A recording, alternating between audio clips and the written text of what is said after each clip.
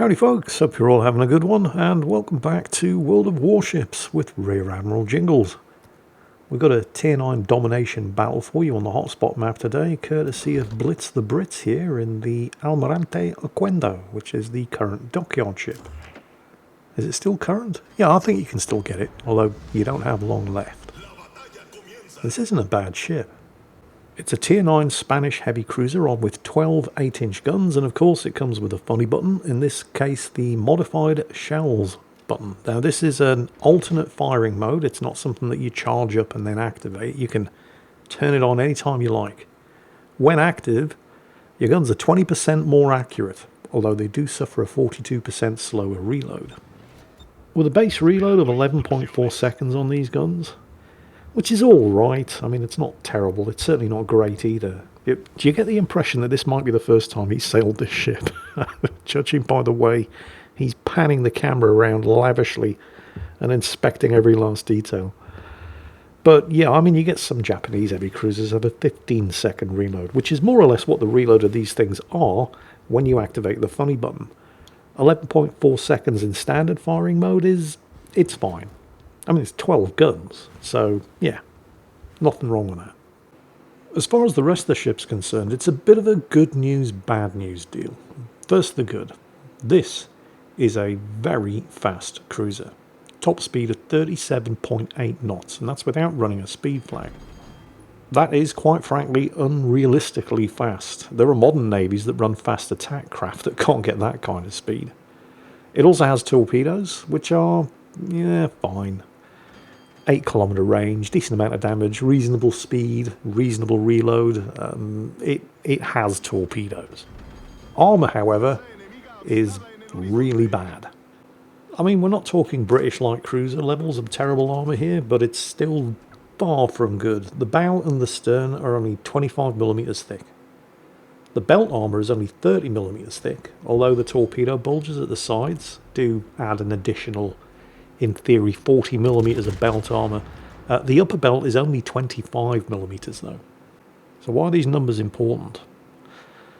Well, the 30mm belt cannot be overmatched by 16-inch armour piercing. So the vast majority of battleship armour piercing in this kind of matchmaking spread. Yes, that was a big hit. Yes, that really hurt. However, the 25mm bow and stern plating and the 25mm upper belt can be overmatched by 16-inch armour piercing, such as the 16-inch armour piercing that the Marco Polo over there just fired at him.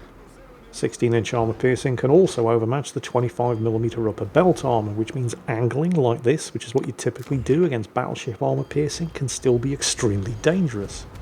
Overmatch, by the way, just means that there's no ricochet check. If it hits, it will penetrate.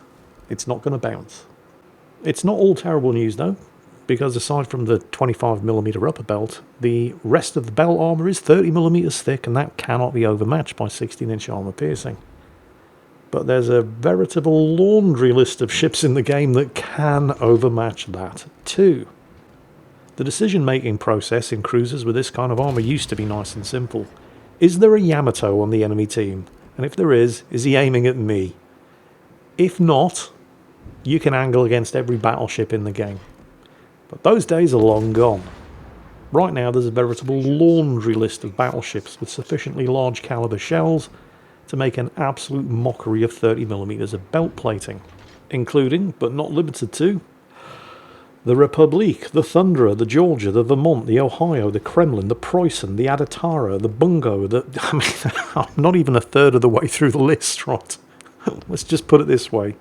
It's probably safer to just assume that your armour isn't going to save you, because there are right now 18 battleships in the game, and that list isn't getting any shorter, that can overmatch your 30mm belt. And almost all of the other battleships in this thing's matchmaking spread are going to have 16-inch guns and can overmatch this thing's 25mm upper belt. So, yeah. Just because this thing's a heavy cruiser, that doesn't mean you can angle against battleships successfully. Remember, the heavy and the heavy cruiser designation refers to the size of the guns, not the thickness of the armour. This might be a kill, actually. Or maybe, possibly. No. He didn't give quite enough lead for the majority of those shells, but the one that hit, yeah, basically did nothing. These ones, however, yeah, there it is. Okay. Yeah, the guns are pretty nice. I mean, the standard heavy cruiser 8-inch rifles, but it's got 12 of them. And while the reload isn't great, and it's even worse if you're using the funny button, yeah, they get the job done. So again, more good news, bad news. He took out the Marco Polo, but that was just in exchange for the enemy team nailing their Kearsarge. And they have just followed it up with a kill on the Sovietsky Soyuz. The team are 1 kill and 1 cap circle behind. And yes, the replay bug with the scores being flipped is in effect. The enemy team are the ones on 440 points, and Blitz's team are the ones who are, well, not. The team are trying to recapture the flag at Alpha, though. The only issue is it's a Flint doing it, not one of the team's destroyers. The Flint, of course, is a light cruiser, although he might be able to get away with it. He's tucked in, if you look at the minimap there over at Alpha, he's tucked in around an island. He's doing a pretty good job. There doesn't appear to be any radar over there for him to worry about, and yep, he has actually managed to reset that cap and take it back. So both teams now have 2 cap circles. And they did also manage to pull back another kill with a friendly rune taking out the enemy New Orleans. However, the battleships over there at Alpha appear to be playing a game of catch all the torpedoes, with the enemy Fletcher being the one to torpedo and sink the Sovietsky Soyuz, and then the Bismarck falling afoul of the enemy Udaloy. But just as quickly, the team fired back with, what's his name? Holy Cheesy. Some good names in this battle. In the Chungmu, avenging the Sovietsky Soyuz and sinking the Fletcher. And then the Rune chalking up his second kill by nailing the enemy Flint. So it's all happening at the other end of the map, which is unfortunate because, well, it's at the other end of the map and we can't see any of it. But don't worry, because while the Flint, the Hipper and the Rune are having some success over at Alpha at the moment, they are surrounded and things are going to get worse for them before they get any better. And things are about to hot up over here as well. The friendly Chungmu, Holy Cheesy, is trying to flip that cap at Delta as Blitz the Britz does his part, trying to chase off the Nebraska, who's trying to air spot him. And yes, of course, the matchmaker sneaked a couple of aircraft carriers in, with Blitz's team having the ill-fated Kearsarge. It was the first casualty of the battle. The enemy team getting the Nebraska. And sure enough, over at Alpha, the Rune has just gone down, fallen victim to the York. The Hipper can see the writing on the wall. He's getting the hell out of there. The Flint, not so much. He's still pinned up against the same island that he was sheltering behind while flipping that cap, which means he's probably dead next. Which also means that while the Chungmu has just flipped the cap here at Delta, the Flint has gone down and there is now nothing to prevent all of those enemy ships from recapturing the cap circle at Alpha. Which means that this 3 cap advantage that Blitz's team currently enjoy is not going to last. Blitz is still harassing the Nebraska over there. He's trying to duck in a cover behind an island. I mean, the downside of hybrid battleships is you get a carrier in play. The upside is that unlike an actual carrier, it is possible to set these things on fire. You know, unlike a real aircraft carrier, packed full of aviation fuel and air weapons, which for some reason Wargaming seems to think are fireproof. The Nebraska's gotten away. Blitz is switching his fire to the Cleveland, and the enemy Drake has taken care of the Hipper. This is really not looking good. Blitz's team are down 6 kills to 4, more than 200 points, and the enemy team are about to, as advertised, retake the cap circle at Alpha. The Cleveland's hauling ass out of there. If you could kill the Cleveland, that would be really useful for the Chungmu, because that thing is going to be a significant threat. It's the only radar remaining on the enemy team. He's switching to the armor piercing here. The thing about... Ooh, he took a big hit from somebody, and it wasn't Blitz. That was the Monarch. Managed to catch him with a 15-inch armor piercing salvo as he turned in around the island. Didn't sink him though, but there's the Nebraska. Alright. This needs to be a kill. That's 12 8-inch high explosive shells. Yep, he's got him. Hybrid carrier kill, second best kind of carrier kill. Shot out against the Cleveland, who has gone undetected. And after getting paddled by the Monarch there, it's not often something gets paddled by a Monarch. I mean, don't get me wrong, I like the Monarch, but it's not a particularly good ship. Tier 8 British battleship. I mean, it's fine, but there's nothing exciting at all about it. Nobody ever said, ooh, I've just unlocked the Monarch. Happy days. There's the Cleveland again. I mean, they're still more than 100 points behind, but they've managed to narrow the kill disparity by 1. The enemy team have equalised the caps. Kill on the Cleveland would be very, very useful. The thing is, Blitz needs to be careful he doesn't overextend here, because the enemy team that ruffle stomped the rest of his team over at Alpha are making their way into the middle of the map now. Come on, get him. Didn't get him. He's managed to go undetected. He's going to be in no rush to get spotted again. On the bright side, with basically no health left, the Cleveland is likely to be playing extremely cautiously, which could be good news for the Chungmu. He's gotten some deep water torpedoes away over there, and it looks like he caught the Carl Johan with maybe one. That is a beautiful broadside target for the Monarch to be shooting at. Oh, the Monarch just killed the York. Okay, well, yeah. I mean, I say it's a beautiful broadside target for the Monarch to be shooting at, but, well, the Monarch does only have 15-inch guns, and the Carl Johan is an extremely tough battleship, so the Monarch saw the opportunity to take a kill, and he took it. Meanwhile, yeah, with the Carl Johan looking this way, Blitz is hauling ass to get into cover behind this island and go unspotted, which he has successfully managed to achieve. The Carl Johan is burning from stem to stern. Doesn't look like he's got the fire prevention skill. That looks like a double midships fire. They have unfortunately just lost the destroyer that isn't the Chungmu, so they're down a kill again. But it's likely they're going to take this Carl Johan out. Notice how he killed the throttle there to force the Carl Johan to overshoot, and they've got him, and it's the Monarch. It's not often you see a Monarch doing well, but the Carl Johan seriously overestimated just exactly how tanky. I mean, it's a tanky ship, but ooh, Cleveland, get him. Get the Cleveland. Swinging the ass around. Come on. Oh, he's gone undetected. Did he have target lock at the point where he fired? If he did, this is probably a kill. If he didn't, they're all going to miss. They all missed.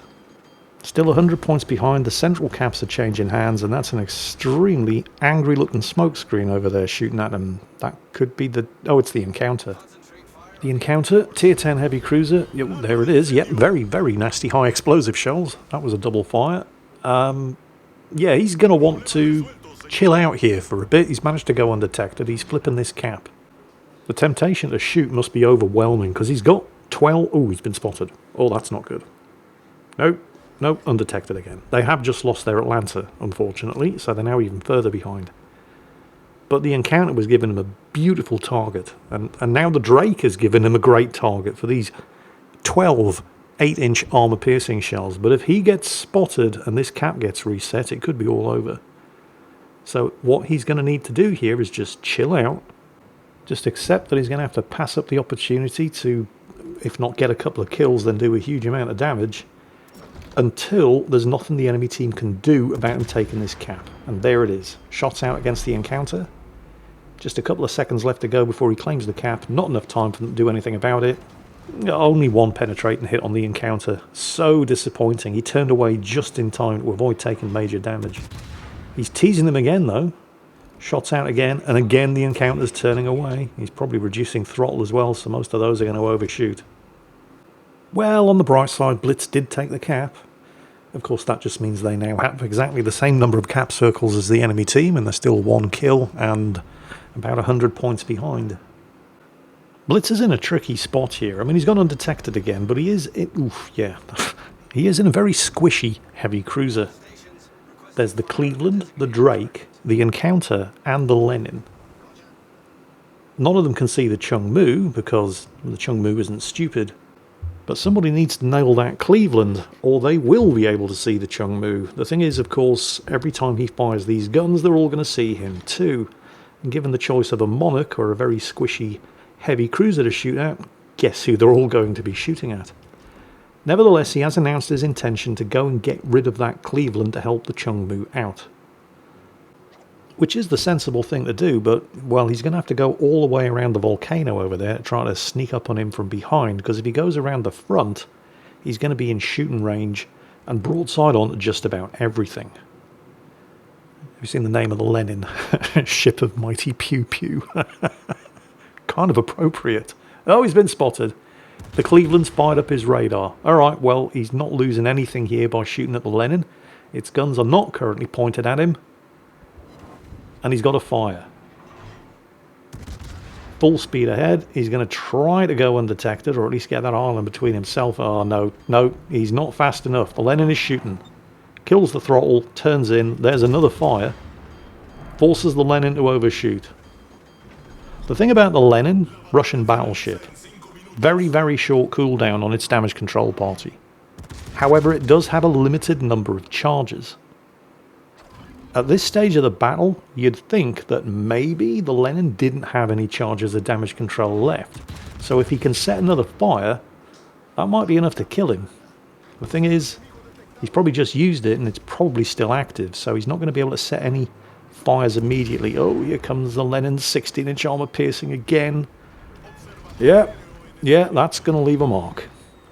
This is a very, very badly armoured heavy cruiser, but he has managed to set another fire, and he has used the damage control. He probably doesn't have any charges left. He's not going to set another fire immediately because it's still active for, I don't know, maybe as much as 20 seconds.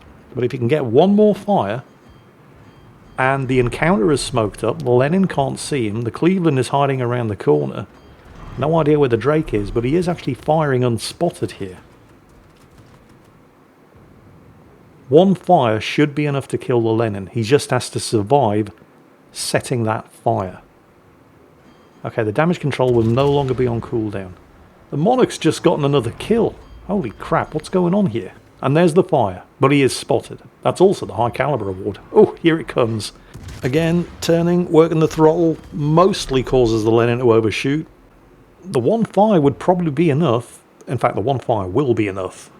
He didn't set an additional one. He's switching to the armor piercing, but he just wants to make sure this guy goes down before he gets to fire another salvo. He's got the Lenin. There's the encounter. Was shooting at him, and it looks like the Chung Mu is taking advantage of that. Oh, there's the Cleveland. Get the Cleveland.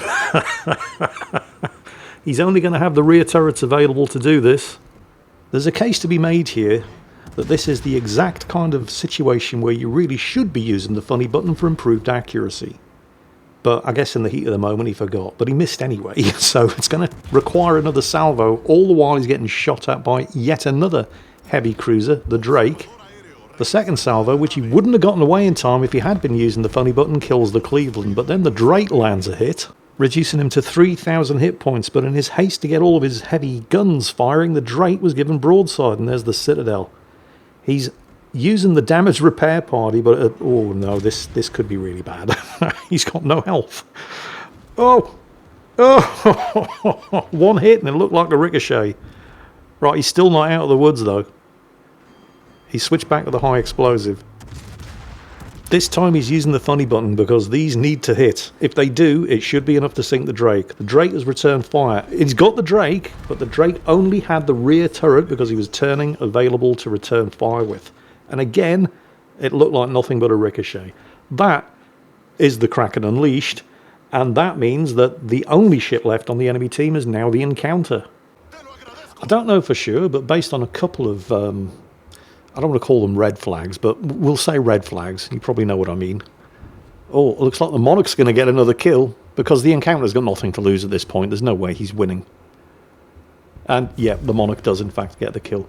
But based on a number of factors, including the gentlemanly behaviour in chat from the enemy team, congratulating Blitz the Britz's team on a well-deserved win, plus things like some of the names of the players. I mean, we had the friendly Bismarck, who was the geek teacher, the Lenin, ship of mighty Pew Pew, the enemy Nebraska, Juan Rambo, and of course Blitz the Britz himself. Although I'm not entirely sure how I feel about that one, Blitz. What are you trying to say exactly? But based on these names and the friendly and gentlemanly conduct in chat, I'm going to go out on a limb here and say this is a North American server replay. But well done to Blitz the Britz in what I think might be his very first game in the Almirante Oquendo. And extremely well done to Big Ol' Andrew in the Monarch, top of the team with 2.6k base experience earned. In a Monarch, in a tier 9 battle. He must be some kind of wizard. Equally impressive, aside from the Confederate, High Caliber and Kraken Unleashed, was the Dreadnought that Blitz the Britz got in what has to be one of, if not the squishiest tier 9 cruisers, well, that isn't a British light cruiser, in the game. So extremely well done, all involved. Good on the enemy team for being such good sports about it. And as always, take care, and I'll catch you next time.